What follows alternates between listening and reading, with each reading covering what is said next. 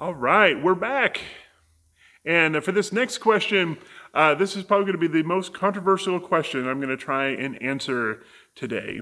And this is one where I've done some more thinking here recently as I've kind of tried to understand this throughout the years. But the first question we have in this section is the virgin birth accurate, historically, scientifically, in any way, shape, or form? And then second part of that, does it matter? Like I said, this is a big one. So there's some things to think about with the virgin birth. The term virgin that we get from the Greek in the Gospels is more accurately translated as young woman. So anytime you see young woman instead of virgin in any translations of Scripture, know that that is probably more accurate. In other places in the New Testament where that term comes up, it gets translated as young woman. Really only in the Gospels where we get virgin out of there. Which means there are some other traditions back there behind all of this that was helping kind of guide that question a little bit. There's not anything else that we have to go on to say historically or scientifically that the virgin birth actually happened. And and there have been some troubles that have come up with over the years of trying to do that theologically, trying to hold on to that. In Catholic tradition, it is often held that Mary wasn't just a virgin when when the announcement was made to her, but that she remained a virgin throughout the entirety of her life. And that any kids any brothers and sisters that Jesus had came from a previous marriage that Joseph had, or there are some even more ancient traditions that really go far out there that say Joseph also was from the time he married Mary, he was also a virgin, and that all of their kids are actually cousins of one shape or form. And that's another one of those times where in that tradition, the word that gets used for kids, siblings, whatever, gets translated as cousins in the Gospels, but not anywhere else in the New Testament or anywhere else in the Greek-speaking world or Greek-writing world. And so there's like those problematic traditions that come down to trying to hold on to that. Now, there's kind of a reason why we try to hold on to some of these things and hold on to them as being important, that they're absolutes for people of faith. And the virgin birth is one of those. And the problems come when that becomes part of a theology that says, I just need to get my ticket punched in order to get into heaven. And so then it becomes a very rigid set of beliefs that we have that have to be held up in order for those things to be true. And really and truly, I get tired of trying to keep hold of all of those things. And I want to do something different. And that is to say that there are some things that are beyond our understanding, that we hold to them by faith. And we should be holding on to a lot of things by faith. But when we have this mentality that we've got to get into heaven, we've got to get our ticket punched, that then these things become absolute. They have to be absolutely true, because those are the things we must rigidly believe so that we can make sure that we're doing what's necessary to get into heaven. And here, just a while back, I ran into a story. It was recounted by a scholar who I greatly respect, talking about another friend of theirs, and also a great theologian and scholar who has shaped me in very important ways as a pastor and as a theologian. And her name was Phyllis Tickle. Now, she died a number of years ago, but her legacy lives on. And the scholar who I heard this story from recounts a story that she had as they were having a discussion on the virgin birth. I'm going to kind of read part of that story as she tells it. It said, as the discussion got more heated, Phyllis noticed that a young man about 17 years old, who was helping set up refreshments in the back of the room, had stopped work to listen. She could see him on the steps leading to the balcony, listening intently to the exchange. When she closed her lecture, he came up to talk with her privately. Ma'am, he said politely, there's something I don't understand.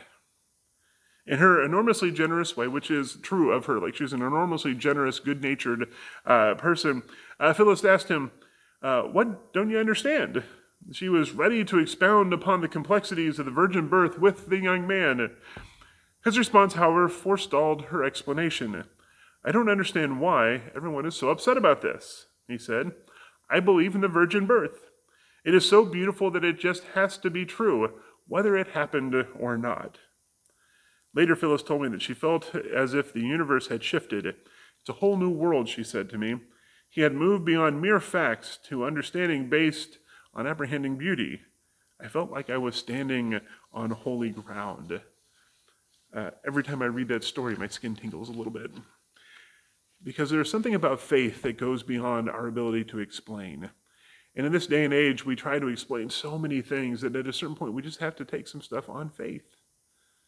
And just by faith, know that it is true, because it adds to the beauty of the story and our understanding of who God is.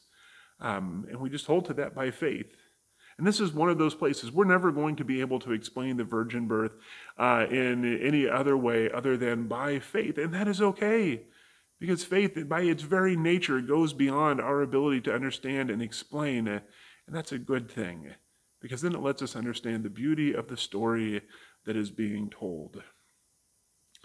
So, on faith, I hold that it to be true, and I find great comfort in that. When I read that the first time, I felt like a weight had been lifted off. That this crazy part, it's hard to understand for people outside of our faith to get. We don't have to try and explain. We say it's by faith, and it's okay. Now, on the flip side of that, there is our response that we have to be careful of, which is that because we hold to that by faith, we can't expect others who don't believe to hold that same thing. So we can't try to force that on others. That's going to lead me into my next question for this section, which is there a war on Christmas? This is a great question. You say, there's a war on Christmas. To borrow a Star Wars trope, if there's a war on Christmas, it means that it means for us that Han shot first. If you don't know what that is, go Google that later. You'll dive down into a rabbit hole about the first Star Wars movie, the second. I don't remember which movie it was that actually happened in at this point. But the point is that if there is a war on Christmas, we started it. Because we were the ones who been working since years that only had 3 digits in them, trying to take over other holidays, other traditions, other things, trying to make them into something that is more Christian oriented, and that's okay. That's part of how society develops and culture develops, and that's what happens. But to say that there is a war on Christmas misunderstands where all of this came from. Remember the history we were talking about of where so many of our traditions come from England, from Northern Europe, from early 1900s marketing, that have no sacred value in them at all. They are secular things that have helped to define all of this, and that has been true for a very, very long time. So I am, in my very unofficial and limited capacity, I am officially, as of December 26, 2021, declaring a ceasefire on the war on Christmas. And that's okay. Because that hasn't done anyone any favors, and in fact, it has done more harm to the gospel than anything else ever has. Because the story of Jesus' birth is something we take on faith. Because it goes beyond our ability to explain in human terms and to explain in rational terms and any of that. It is a story we understand by faith. And the beauty of the story is that we understand it by faith. And that we need to let go of some of these things so that the beauty of the story can speak. Because when we try to hold on to this, we lose so much. And it's okay to have all of the secular things that go on, the Santa Clauses and all of the things, and that stuff is great. I think we can have more impact by just focusing on what is most important for us as a people of faith during this time. And as we can, and as we are able, invite others to share in that experience and let them see the beauty of the story as we tell it.